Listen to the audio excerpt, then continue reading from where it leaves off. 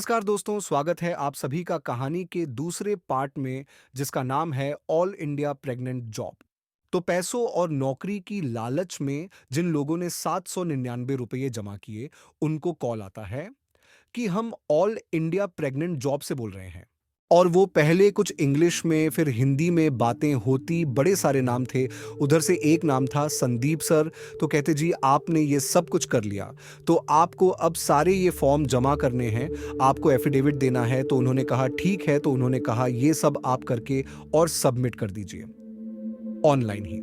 किसी भी कैफे से आप कर सकते हैं, अगर आपके आसपास ना हो तो, या आप मोबाइल पे भेज दीजिए तस्वीरें, तो हम उसको कर देंगे।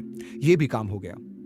अब जब ये सब काम हो गया तो फिर उन्हें ये कहा जाता था कि ठीक है, अब आप तैयार हैं। तो जरूरत पड़ी तो आपका जो शहर है वहां पे अगर कोई अच्छा होटल हो, 3 स्टार कम से कम लेवल का, तो वहां हम लेडी को बुलाएंगे जिनको प्रेग्नेंट होना, जो किसी वजह से प्रेग्नेंट नहीं हो पाती है। होटल का खर्चा वर्चा भी सब कंपनी का है, बस आपको वहां पहुंचना है। और अगर यहां पे पॉसिबल नहीं है तो फिर आपको मुंबई जाना होगा, और मुंबई के आने जाने की टिकट, मुंबई के होटल का सारा खर्चा कंपनी उठाएगी। आपको जेब से कुछ नहीं देना है। अब सोने पे सुहागा 799 में 3 स्टार होटल भी, फ्लाइट की टिकट भी, और सबसे बड़ी जो उनकी लालच की खूबसूरत खूबसूरत महिलाएं भी, ये तो कोई काम ही नहीं है। अब सबके दिमाग में चल रहा है। तब यहां से आगे खेल शुरू हुआ। अब फिर उनसे कहा जाता है कि अच्छा, आपका हमें सीमेंट टेस्ट कराना है तो उसके लिए कुछ पैसे होंगे। जब आप लेडी के पास जाएंगे तो उसकी फीस इतनी है, 2000 या 2500 ये आपको देना है। और इसके बाद जो भी रिजल्ट आएगा तो फिर अगर आप परफेक्ट है तो आपको हम भेजेंगे। अब लालच इस कदर बढ़ चुका है कि 799 के बाद 2000 भी दे दिए। चलो जी, अब इंतजार कर रहे हैं कि अब जाएं कब, प्रेग्नेंट करके लौटे कब। 10 से 13 लाख मिले।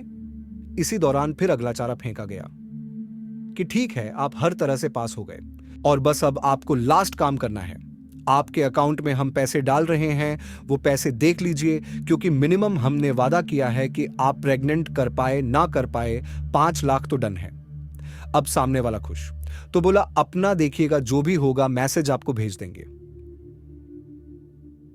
अब कुछ दिन के बाद उस शख्स के पास एक मैसेज आता है, मैसेज फॉरवर्डेड था।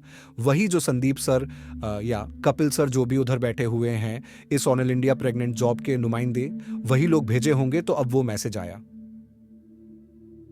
अब मैसेज में है कि 4,72,000 कुछ रुपए आपके अकाउंट में डाल दिए गए, लेकिन अकाउंट अभी ब्लॉक है। ये पैसे आ तो रहे हैं, शो भी हो रहा है, लेकिन आप तभी निकाल सकते हैं जब आप इस रकम का जीएसटी दे देंगे, क्योंकि हम सरकारी एजेंसी है तो इसकी जीएसटी के बारे में तो आपको पता होगा। मोदी सरकार ने बार बार बता रखा है, तो इससे पता चलता है कि वो नब्ज जानते हैं। तो उन लोगों ने कहा कि बिना जीएसटी के हम कर नहीं सकते यार, ये गैर कानूनी है। एक काम कीजिए, ये जो करीब 22,000 या 23,000 जीएसटी बन रहा है, ये आप जीएसटी अकाउंट में डालिए। पैसे ट्रांसफर हो चुके हैं, मिनिमम आपके 5 लाख, वो आप जैसे ही जीएसटी भरेंगे आपको फौरन अकाउंट में 5 लाख आ जाएगा। अब सामने वाला मैसेज पढ़ रहा, देख रहा है, यार 4,72,000 ट्रांसफर हो गया है। बैंक का जो मैसेज आता है वो सारा क्रेडिटेड, और ये वो लिखा हुआ। फिर जीएसटी तो सच है, देना पड़ता है। लालच इतना ज्यादा, ऊपर से फिर प्रेग्नेंट भी करना है, वो भी दिमाग में चल रहा है। अब उसके पास नहीं भी है तो इधर उधर से उधार लेकर के जो भी किया उसने, वो 22-23 हजार भी भर दिया। अब भर दिया तो इंतजार कर रहा है कि अकाउंट में क्रेडिट हो नहीं रहा है। अब वो फोन कर रहा है, अब वो फोन कर रहा है तो वो फोन गायब। अब ये करता रहा परेशान, फोन ही बंद है, नॉट रीचेबल। अब कुछ समझ में नहीं आ रहा है। व्हाट्सएप पे देखा था जब उसने, तब देखा था कि जो व्हाट्सएप पे कॉल करते हैं तो व्हाट्सएप पे डीपी भी होता है। डीपी में उसने देखा कि वो जो सर है उसके, उन्होंने ये भी बताया था कि पहले मैं इंडियन आर्मी में था। इंडियन आर्मी की वर्दी में है वो, डीपी पे उसकी तस्वीर है, फिर कुछ तस्वीरें उसकी और है, सोशल मीडिया या डीपी पर ही अलग अलग। जब वो बदलता है तो बड़े खूबसूरत खूबसूरत महिलाओं के साथ भी उसकी तस्वीरें हैं, कुछ प्रेग्नेंट लेडी के साथ भी उसकी तस्वीरें हैं। शक की कोई गुंजाइश ही नहीं है। नंबर भी है, डीपी भी है, फोटो भी है, आर्मी से भी है, और क्या शक करे। लेकिन जैसे ही ये जीएसटी के पैसे गए, नंबर भी गए, सर भी गए, वो महिला भी गई, सब गया। अब इधर सिचुएशन ये है कि जिस बंदे ने इस 5 लाख या 13 लाख के चक्कर में अलग अलग किस्तों में 25-30 हजार तो दे चुका, अब वो जाए कहां? उसे मालूम है अब तक कि वो लूट चुका है, पिट चुका है, धोखा हो चुका है, लेकिन किसके पास जाए? पुलिस के पास जाए तो लगता है कि पुलिस अलग कहेगी, यार हंसेगी क्या, डफर इंसान हो।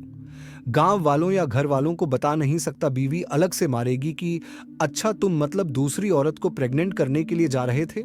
तो शर्म और बदनामी, इस डर से वो खामोश, ना पुलिस के पास जा रहा है ना कहीं।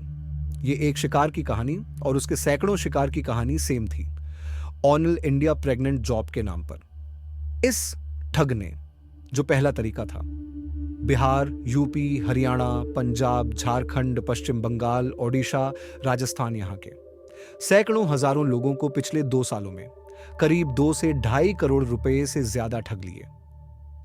अब जो इतने लोग हैं, इनमें से एक भी कंप्लेंट किसी भी स्टेट में किसी भी पुलिस के पास पहुंचा ही नहीं था, क्योंकि 2 चीजें थीं, बदनामी भी और शर्म भी, कि कहां लूटे हैं। अब ये चल रहा था सारा मामला। अब ये करते क्या थे कि खास तौर पर ऐसे लोगों के नंबर लेते थे। आजकल बड़ा आसान है, अब बैंक के थ्रू या फिर होटल के थ्रू, ट्रैवल एजेंसी के थ्रू सारे लोग या मॉल में जाते हैं, जो अपना नंबर देते हैं तो सारे डेटा बैंक में होते हैं, तो ये अलग अलग लोगों से डेटा, वो नंबर खरीदते थे। आजकल नंबरों में बकायदा आपका वो भी होता है कि ये किस क्लास का है, मतलब कितने पैसे वाला है, क्या करता है। तो वो उन सारे नंबरों को सामने रख के ऐसे लोगों को अप्रोच करते थे जो एक तो बहुत ज्यादा पढ़े लिखे ना हो और जो अमीर भी ना हो, मिडिल क्लास के भी ना हो। वो जो 15, 20, 25 हजार महीने बेचारे कमा रहे हैं, उनको ज्यादा पता नहीं है, और 2 बड़ी लालच में सबसे इजी फंसेंगे। एक 10 से 13 लाख मिल रहे हैं, मिनिमम 5 तो मिल ही रहा है। 2 तस्वीरें दिखा करके खूबसूरत लेडी को जाकर प्रेग्नेंट करना, और इसमें कोई इलीगल काम नहीं है, क्योंकि उनके औलाद नहीं हो रही है तो उन्हें औलाद देना है। बस इतना सा ही तो काम है। तो ये चलता रहा।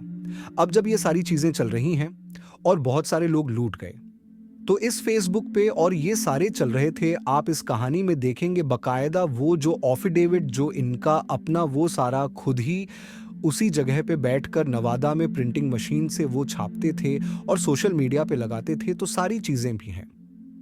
लेकिन इन्होंने एहतियात बरती कि जो पैसे लेते थे वो कभी भी बिहार के नवादा के इलाके में नहीं लेते थे।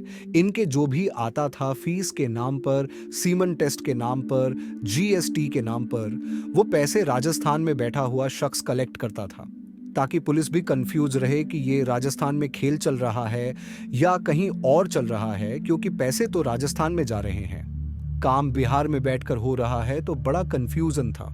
तो ये चलता रहा। अभी के लिए बस इतना ही। नेक्स्ट पार्ट में देखेंगे कि कैसे इनको पुलिस ने पकड़ा और कैसे इनकी इस ठगी के बारे में पुलिस को मालूम हुआ। अभी के लिए बस इतना ही। नेक्स्ट पार्ट में देखेंगे कि कैसे इनको पुलिस ने पकड़ा और कैसे इनकी इस ठगी के बारे में पुलिस को मालूम हुआ। नेक्स्ट पार्ट के लिए चैनल को सब्सक्राइब करना न भूलें। जय हिंद, जय भारत।